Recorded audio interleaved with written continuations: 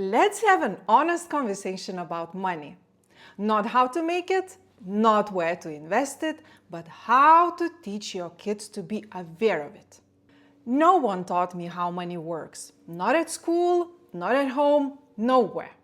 I was in fact told that money is a problem and that I should stop spending. And so money became a problem for me. I felt it in those moments like standing at the cashier and asking to remove items because there was no money to pay. Taking uneducated loans, buying things that I couldn't afford, or working for peanuts because I didn't know how to price my work. I didn't budget. I didn't save. I only started learning those things later in life, already with responsibilities, bills, and my financial chaos. In my culture, money isn't really something you talk about, unless the lack of it. Then everybody has a story to share. So instead of saving even a little, we dreamt about winning the lottery. And so, because I had everything upside down and my relationship with money started wrong, I now truly believe that financial awareness is an essential lesson we have to teach our kids. Not crypto, not investing, just real life financial awareness of how money works and how to build a healthy relationship with it. Here are my parenting tips on how to teach your kids financial awareness. If you also struggle with money, I hope this will be useful to you too. The very first lesson we should teach is the needs versus wants. Needs are things your kids should get no matter what. Clothes, electricity, school supplies, shoes, all the basics. These are 100% our parents' responsibility, and it can vary based on your family financials. But it should not be treated as something they should be thankful every day. Your kids should not need to earn food or a computer if it's needed for school. You decided to have kids, so now it's on you to provide. Same as your cat does not need to meow nicer after a vet appointment. You decided to have a pet. And one rule I am very serious about. Necessities cannot be gifts. Their winter jacket is not a Christmas gift from Santa. Same as school supplies are not their birthday surprise. Now, toys, games, gadgets, outings, those cool boots, and the latest MacBook, any random trendy things they must have because everybody has it, is not what they need. It's what they want. Wants are not necessities. They are not urgent and they are not given randomly. Wants can be gifted, saved for, or earned with effort. No matter how much money you have, if you effortlessly give things they want every time they start wanting it, you teach your kids that money and things just appear. And sadly, they don't. I checked. Second, don't pay for chores. Teach them to really earn money. The classic question, do I pay my child for chores? My short answer, no.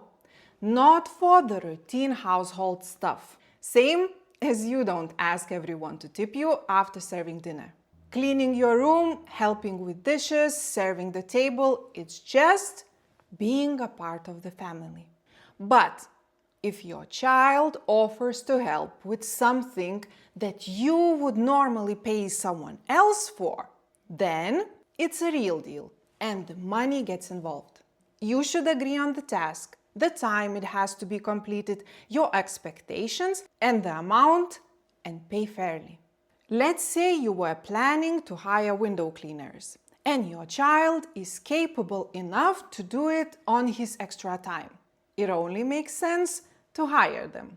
Now, should they be paid the same as the company you were planning to hire? Most probably no.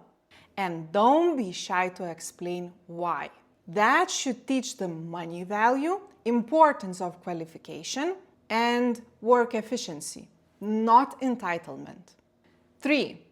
Teach them the concept of saving. Saving is where kids learn patience and self-control, and also has a chance to see a quick benefit. Let's say you give your child 10 euros a week. The rule is that they spend 9, but 1 they put aside. After 10 weeks, they have to have 10 euros saved. So on the week 10, you come and ask to show the 10 saved euros. And if they actually stick to it, you double it. Unfortunately, that's not how the real banks work, but you have to start somewhere. As they get older and monthly or weekly allowances get bigger, you stretch the time, saving for 6 months, then a whole year. If the agreed amount on the agreed day is there, you double it. While saying don't spend your money teaches them nothing, because money is meant to be spent, saving teaches them accountability, self-control, and allows them to experience the reward of their effort. 4.